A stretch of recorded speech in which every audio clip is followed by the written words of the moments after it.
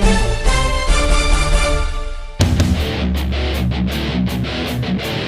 Media dunia pun ikut menyindir Gibran. Oleh Darmawan Sepriosa, jurnalis inilah.com. Harus diakui, jarang-jarang tokoh Republik ini ditulis oleh media dunia, tidak hanya sekali dalam 2 bulan berturut-turut. Apalagi salah satunya adalah media dunia sekelas The New York Times. Kalau mau disebut prestasi, itu sebuah nilai tersendiri untuk tokoh semuda Gibran Raka Buming Raka. Apalagi penulisnya pun bukan wartawan kaleng-kaleng, istilah generasi Z. Artikel di The New York Times, The Times, itu, ditulis Richard C. Padek, wartawan yang telah bekerja sebagai koresponden asing di 50 negara, di 5 benua. Ia pernah ditempatkan antara lain di Moskow, Jakarta, Singapura, dan Bangkok, kota-kota dengan produksi berita melimpah seiring banyaknya masalah.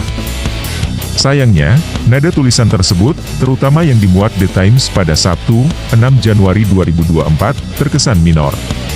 Lihat saja judul yang diberikan Padek, A President's Son is in Indonesia's Election Picture. Is it democracy or dynasty?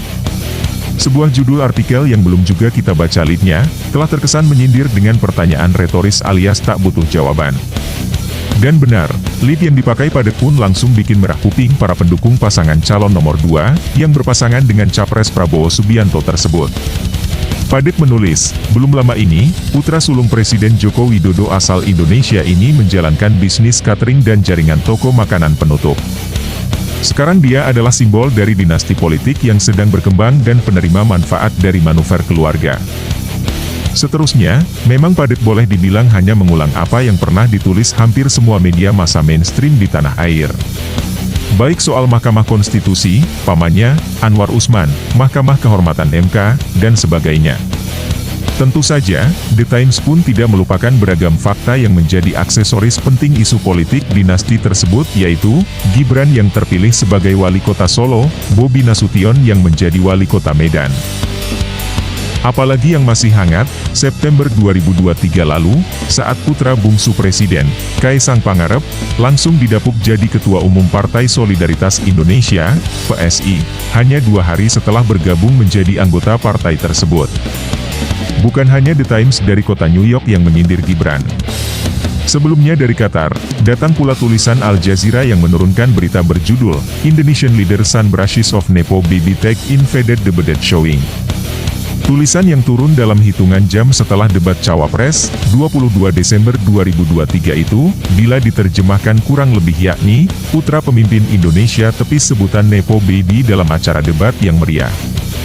Namun, alih-alih menepis sebutan Nepo Baby seperti yang dikatakan.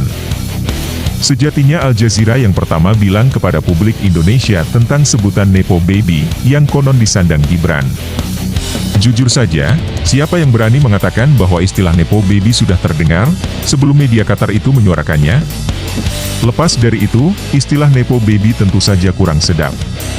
Merujuk ahli budaya Fakultas Ilmu Budaya Universitas 11 Maret, UNS, Sri Kusumo Hapsari, istilah Nepo Baby adalah peningkatan dari nepotism baby, alias bayi atau anak nepotisme. Sri Hapsari sepakat bahwa istilah itu cenderung memberikan stigma negatif terhadap anak-anak yang lahir dari orang tua seorang pembesar atau petinggi.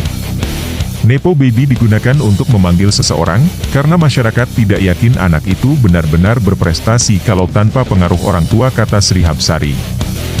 Di luar tulisan tersebut mungkin merugikan pribadi Gibran, sejatinya seluruh warga negara Indonesia juga layak kecewa. Paling tidak, keduanya menyimpan pesan bahwa demokrasi Indonesia tengah menghadapi ancaman. Ancaman apa? Bagi Ian Wilson, dosen senior di Marduk University, Perth, Australia, ancaman otoritarianisme. Saya sama sekali tidak melihat Jokowi sebagai seorang demokrat. Jokowi punya kecenderungan otokratis. Begitu juga dengan Prabowo, kata Wilson.